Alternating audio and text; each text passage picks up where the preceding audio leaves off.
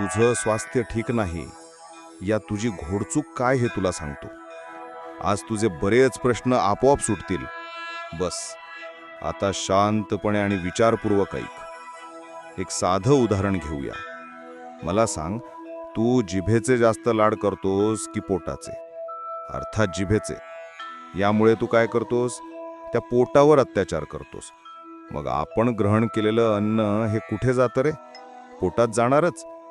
पण त्या पोटाचा विचार न करता तू निव्वळ रसनेच्या वासनेचा विचार करतोस. त्यावेळी तुला समाधानकारक वाटतं. पण खरं तर हा समाधानीपणा येणं हा जिभेचा असतो, पोटाचा नाही. कारण तुझ्या अरबट चरबट खाण्याने नकळत हळूहळू का होईना ते पोटाचे स्वास्थ्य कधी बिघडू लागतं हे तुलाच कळत नाही. आणि तुला माहितीये या सगळ्या विकारांचे कारण तुझ्या उद्यापासूनच सुरू होतं. आणि तरीही तुला भुरळ पडलेली